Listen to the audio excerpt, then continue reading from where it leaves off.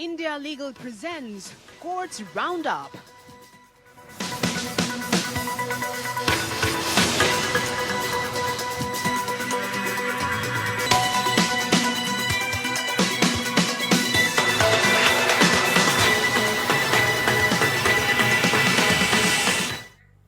नमस्कार, आप देख रहे हैं हमारी खास पेशकश कोर्ट्स राउंडअप। मैं हूं आपके साथ कुमार कुणाल धीरज। इस बुलेटिन में अगले आधे घंटे तक हम आपको कोर्ट से जुड़ी तमाम छोटी बड़ी खबरों से रूबरू करवाएंगे। कोर्ट की कार्यवाही और सुप्रीम कोर्ट से लेकर हाई कोर्ट और लोअर कोर्ट्स तक के फैसलों को आपके सामने रखेंगे। तो आइए शुरू करते हैं courts roundup. India Legal presents Courts Roundup.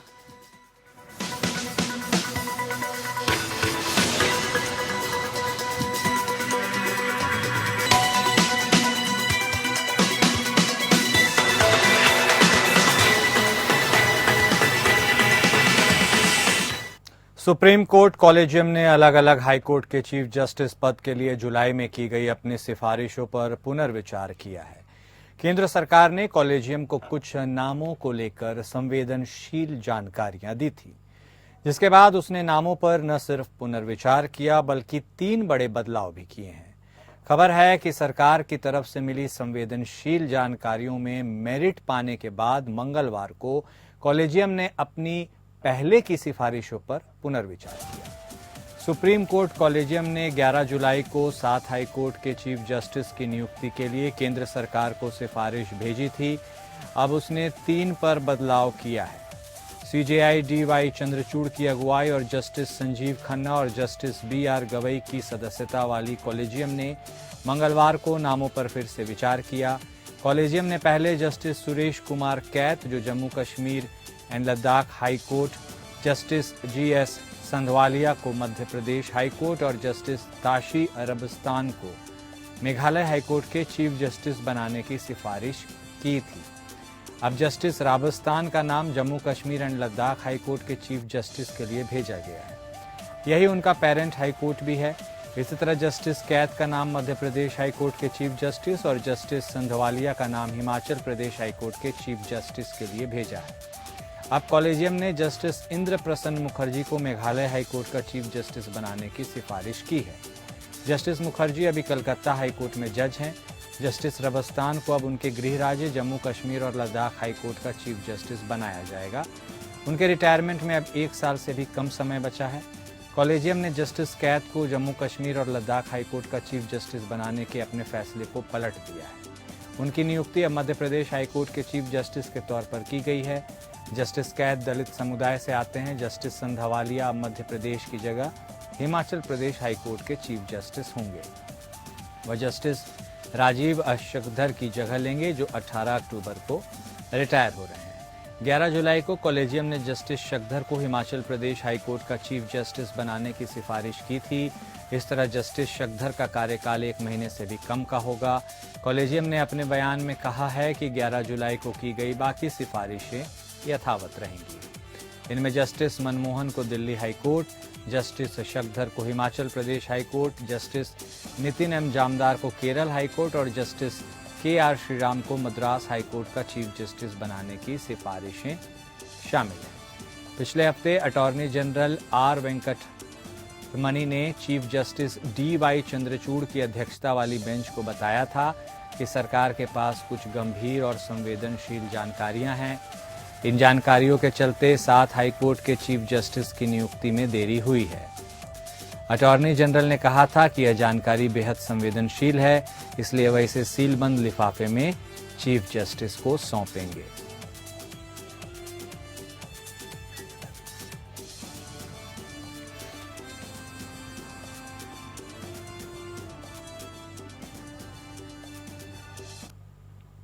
Supreme court ने एक जनहित याचिका पर केंद्र सरकार से जवाब मांगा, जिसमें केंद्रीय सूचना आयोग को सीधे अदालत लिंक जारी करके डिजिटल सुनवाई तक पहुंच प्रदान करने का निर्देश देने का अनुरोध किया गया है। व्यक्तिगत रूप से याचिकाकर्ता एडवोकेट किशन चंद जैन ने अपनी याचिका में जोर देकर कहा कि केंद्रीय सूचना आयोग के पास राष्ट्रव्यापी अधिकार क्षेत्र है, लेकिन ऑनलाइन सुनवाई के लिए सीधे लिंक प्रदान करने के बजाय एनआईसी स्टूडियो के माध्यम से हाइब्रिड सुनवाई आयोजित कर रहा है। इससे अपीलकर्ताओं को बहुत असुविधा होती है, जिन्हें ऑनलाइन सुनवाई में भाग लेने के लिए स्टूडियो की यात्रा करने की आवश्यकता होती है। महत्वपूर्ण बात यह है कि केंद्रीय सूचना आयोग, जिसके पास राष्ट्रव्यापी अधिकार क्षेत्र है, वर्तमान में वाद सूचियों में सीधे लिंक प्रदान करने के बजाय एनआईसी स्टूडियो के माध्यम से हाइब्रिड सुनवाई आयोजित करता है। इस अभ्यास के लिए अपीलकर्ताओं को एनआईसी स्टूडियो की यात्रा करने की आवश्यकता होती है, जो अक्सर सरकारी कार्यालयों में स्थित होते हैं या उनके निवास या कार्यस्थल से दूर हो सकते हैं, जिससे असुविधा, समय की हानि और अतिरिक्त खर्च हो सकते हैं। इसके अलावा अपीलकर्ताओं को अपनी सुनवाई के लिए इन स्टूडियो में लंबे इंतजार का सामना करना पड़ सकता है। चीफ जस्टिस डीवाई चंद्रचूड़ की अध्यक्षता वाली पीठ ने जनहित याचिका में नोटिस जारी किया, जिसमें ऑनलाइन माध्यम से प्रतिवादियों की सेवा करने की स्वतंत्रता है। याचिका में यह भी कहा गया है कि ऑनलाइन सुनवाई के लिए किसी भी प्रस्ताव के बारे में आरटीआई के जवाब में सीआईसी के सीपीआईओ ने कहा कि ऐसा कोई प्रस्ताव विचाराधीन नहीं था और एनआईसी स्टूडियो के माध्यम से हाइब्रिड सुनवाई आयोजित की जाती रहेगी। याचिकाकर्ता ने किशन चंद जैन बनाम भारत संघ और अन्य में सर्वोच्च न्यायालय फैसले 2023 पर जोर दिया, जहां यह निर्देश दिया गया कि सभी राज्य सूचना आयोगों को शिकायतों और अपीलों के लिए सुनवाई का हाइब्रिड मोड प्रदान करना होगा। न्यायालय ने एसआईसी को यह सुनिश्चित करने का भी निर्देश दिया था कि सभी वादियों के लिए ई फाइलिंग को सुव्यवस्थित किया जाए। इसके साथ ही याचिकाकर्ता ने सर्वेश माथुर बनाम पंजाब एंड हरियाणा हाईकोर्ट के रजिस्ट्रार जनरल निर्णय पर भी भरोसा किया, जहां न्यायालय ने निर्देश दिया कि सभी हाईकोर्ट को हाइब्रिड सुनवाई विकल्प देने होंगे। मामले की अगली सुनवाई 21 अक्टूबर को होगी।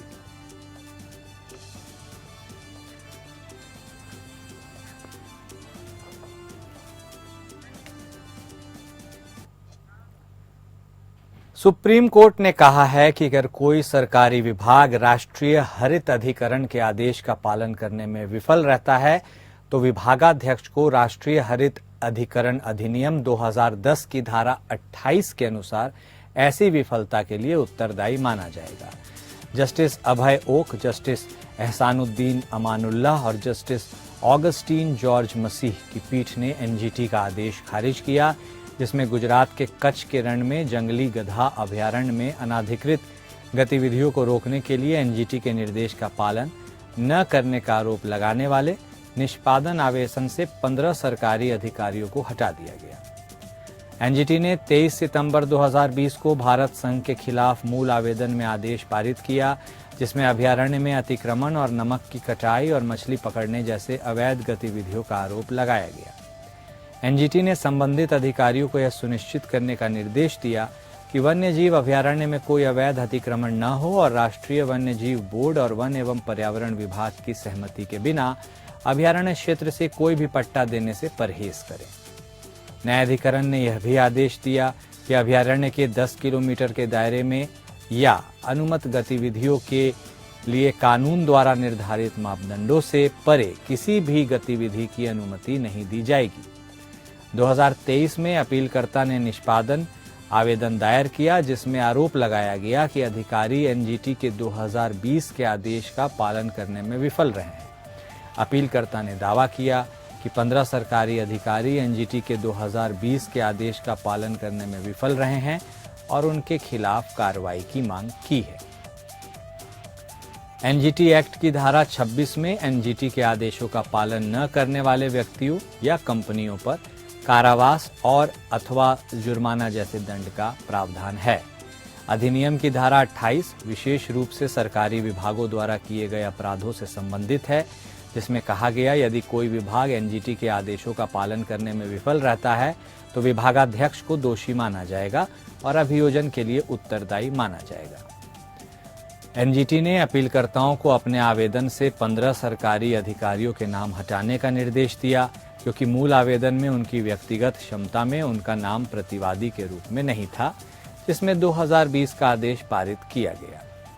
एनजीटी ने अपीलकर्ताओं को उस मूल आवेदन में सूचीबद्ध प्रतिवादियों के नाम बताने का निर्देश दिया।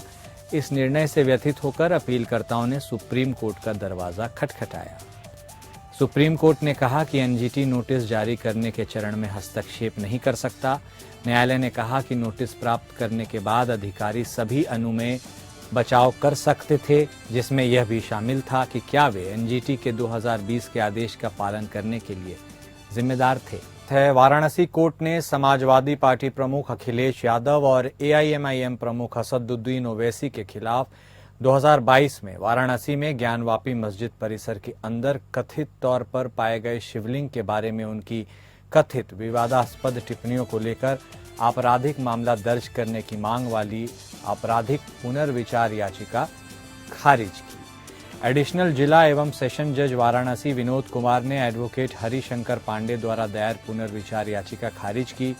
संशोधनवादी पांडे ने पिछले साल फरवरी में अतिरिक्त मुख्य न्यायिक मजिस्ट्रेट 5 एमपी एमएलए कोर्ट उज्जवल उपाध्याय द्वारा 156 उपधारा 3 सीआरपीसी के तहत दायर उनके आवेदन खारिज करने के बाद वर्तमान संशोधन याचिका दायर की थी।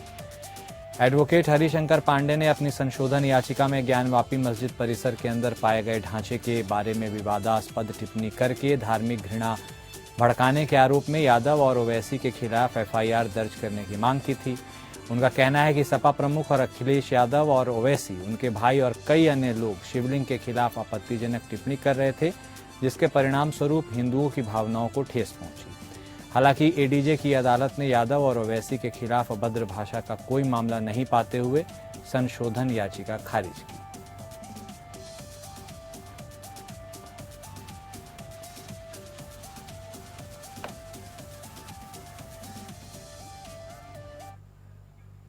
उत्तराखंड हाईकोर्ट ने अवमानना याचिका का निपटारा करते हुए देहरादून के जिला मजिस्ट्रेट से शहर की मस्जिद में लाउडस्पीकर के इस्तेमाल पर वादी द्वारा उठाई गई चिंताओं पर गौर करने को कहा है। जस्टिस मनोज कुमार तिवारी की एकल पीठ जिला प्रशासन द्वारा हाईकोर्ट के 31 मार्च 2023 के आदेश का पालन करने में निष्क्रियता के खिलाफ याचिकाकर्ता पान सिंह रावत द्वारा दायर दीवानी अवमानना याचिका पर सुनवाई कर रही थी, जिसमें अधिकारियों को 10 अगस्त 2020 के आदेश के अनुसार याचिकाकर्ता की शिकायत की जांच करने का निर्देश दिया गया। हाईकोर्ट ने अपने मार्च 2023 के आदेश में अधिकारियों को निर्देश दिया कि वे दिन के अलग अलग समय पर कम से कम 10 मौकों पर मस्जिद की औचक जांच करें और वहां से निकलने वाली ध्वनि और डेसिबल स्तर को रिकॉर्ड करें। औचक जांच के निष्कर्षों को उनके जवाब के साथ रिकॉर्ड में रखने का निर्देश दिया गया। याचिकाकर्ता ने 2015 की जनहित याचिका में समन्वय एकल न्यायाधीश पीठ के 10 अगस्त 2020 के निर्णय का भी हवाला दिया, जिसमें हाईकोर्ट ने राज्य सरकार को यह सुनिश्चित करने का निर्देश दिया मंदिरों, मस्जिदों और गुरुद्वारों में धार्मिक निकायों सहित किसी भी व्यक्ति द्वारा दिन के समय भी प्राधिकरण की लिखित अनुमति के बिना लाउडस्पीकर या सार्वजनिक संबोधन प्रणाली का उपयोग नहीं किया जाएगा और शोर मानकों के अंतर्गत ही होगा। यह दावा करते हुए कि अभी तक कोई कदम नहीं उठाया गया, याचिकाकर्ता ने तर्क दिया कि यह अदालत के आदेशों की अवमानना है।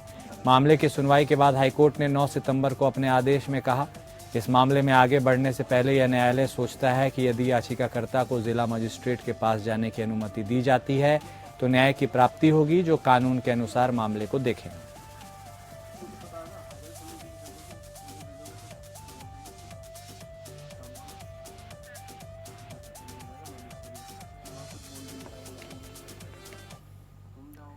दिल्ली हाईकोर्ट ने 2 साल से अधिक समय पहले पारित न्यायिक आदेशों के बावजूद राष्ट्रीय राजधानी में पेड़ों को कंक्रीट से मुक्त करने के लिए कदम उठाने में विफल रहने पर दिल्ली नगर निगम और डीसीएफ या उप वन संरक्षक उत्तर पश्चिम जिले को अवमानना नोटिस जारी किया है। जस्टिस जसमीत सिंह ने कहा कि प्रथम दृष्टया न्यायालय को विश्वास है कि एमसीडी के साथ साथ डीसीएफ भी न्यायिक निर्देशों की अवमानना की दोषी है और उन्हें न्यायालय के अवमानना के लिए दंडित किया जाना चाहिए। जस्टिस सिंह एक अवमानना याचिका पर सुनवाई कर रहे थे, जिसमें तर्क दिया गया था कि अधिकारियों ने न्यायालय द्वारा जारी निर्देशों का पालन नहीं किया, जिसमें वृक्ष अधिकारियों को पेड़ों की कटाई की अनुमति देने के कारणों को स्पष्ट करने की आवश्यकता थी। यह याचिका राष्ट्रीय राजधानी में पेड़ों के संरक्षण से संबंधित एक मामले में न्यायालय द्वारा पारित आदेशों के संबंध में दायर की गई थी। शहर के पुराने राजेंद्र नगर में 60 साल पुराने पीपल के पेड़ को कंक्रीट से हटाने के लिए एमसीडी और वन विभाग के खिलाफ निर्देश मांगने के लिए एक आवेदन दायर किया गया था। दोषी अधिकारियों के खिलाफ अवमानना कार्रवाई की भी मांग की गई थी। न्यायालय ने कहा यह एक एजेंसी द्वारा अपनी जिम्मेदारी दूसरी एजेंसी को सौंपने का एक उत्कृष्ट उदाहरण है जो दिल्ली के पेड़ों और उनके अनियंत्रित कंक्रीटीकरण के प्रति पूरी तरह से उदासीनता दिखाता है। अवमानना नोटिस जारी करते हुए न्यायालय ने 1 सप्ताह के अंदर जवाब दाखिल करने को कहा और कहा कि एमसीडी के आयुक्त और साथ ही डीसीएफ उत्तर पश्चिम 20 सितंबर को अगली सुनवाई की तारीख पर वीडियो कॉन्फ्रेंस के माध्यम से शामिल होंगे। अदालत ने कहा यह निर्देश दिया जाता है कि पेड़ को बहाल करने के लिए हर संभव कदम उठाए जाएं। डीसीएफ और साथ ही एमसीडी इस क्षेत्र का सर्वेक्षण करेंगे ताकि यह देखा जा सके कि अन्य समान पेड़ों की देखभाल की जा रही है या नहीं। जस्टिस सिंह ने 2023 में पारित एक आदेश का पालन करने में विफल रहने के लिए पीडब्ल्यूडी के प्रधान सचिव को अवमानना नोटिस भी जारी किया, जिसमें निर्देश दिया गया था कि जिला न्यायालयों और दिल्ली हाईकोर्ट में सभी पेड़ों को 48 घंटे के भीतर कंक्रीट से हटाया जाए।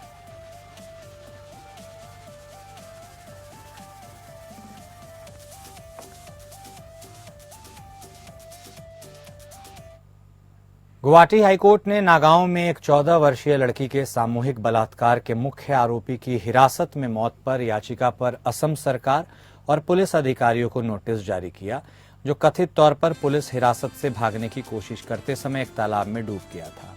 जस्टिस मानस रंजन पाठक और जस्टिस सौमित्र सैकिया की खंडपीठ ने मृतक आरोपी के पिता द्वारा दायर रिट याचिका पर सुनवाई करते हुए एक नोटिस जारी किया, जिसमें उसकी हिरासत में हुई मौत के लिए मुआवजे और संबंधित पुलिस अधिकारियों के खिलाफ कार्रवाई की मांग की गई। याचिकाकर्ता की ओर से उपस्थित वकील ने 2 प्रतिवादियों क्रमशः बारबेथी गांव पंचायत धींग चरियाली के गांव बुरा और बारबेथी गांव धींग चरियाली के ग्राम रक्षा सुरक्षा बल के अध्यक्ष के नाम हटाने की प्रार्थना की, क्योंकि याचिकाकर्ता उनसे किसी राहत का दावा नहीं कर रहा है।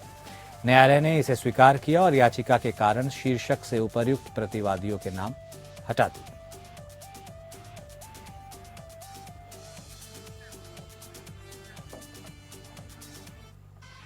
सुप्रीम कोर्ट ने विजय मदन लाल चौधरी के फैसले के खिलाफ लंबित पुनर्विचार याचिकाओं की सुनवाई 3 अक्टूबर तक के लिए स्थगित की, जिसमें धन शोधन निवारण अधिनियम के विभिन्न प्रावधानों को बरकरार रखा गया।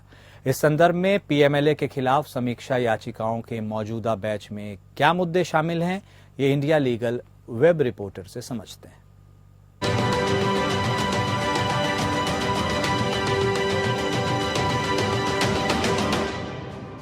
What are the issues involved in the current batch of review petitions against PMLA? 2011 से 2022 में 200 से ज्यादा रिट पिटीशन SLP फाइल हुई है। The review petition against the Prevention of Money Laundering Act (PMLA), which main focuses on legal and constitutional issues. The issues are as follows: Section 3 यानी Section 3 of the PMLA. Section 3 कहता है कि किसी भी activity जो crime से आई हुई income से जुड़ी हो और उसे साफ दिखाने की कोशिश की हो, वो मनी लॉन्ड्रिंग माना जाएगा। कोर्ट ने यह कहा कि सेक्शन 3 को और 3 के रूप में इंटरप्रेट किया जाना चाहिए। मतलब अगर क्राइम से आई हुई इनकम को साफ दिखाने की कोशिश नहीं भी की गई हो, तब भी पीएमएलए के तहत ऑफेंस बन सकता है। गिरफ्तारी में सुरक्षा का अभाव। एक्ट के तहत गिरफ्तारियों में प्रॉपर सेफगार्ड नहीं है, जिससे काफी लोग परेशानी जता रहे हैं। एक बड़ी दिक्कत है जो प्रिजम्पशन ऑफ इनोसेंस के रिवर्सल से जुड़ी हुई है। इस एक्ट में ये मानकर चला जाता है कि व्यक्ति दोषी है जब तक वो खुद अपनी बेगुनाही साबित ना कर ले। जुडिशियल रिव्यू का सीमित दायरा। ईडी यानी इन्फोर्समेंट डायरेक्टरेट के एक्शंस के जुडिशियल रिव्यू का दायरा काफी लिमिटेड है, जो एक और बड़ी चिंता का विषय है।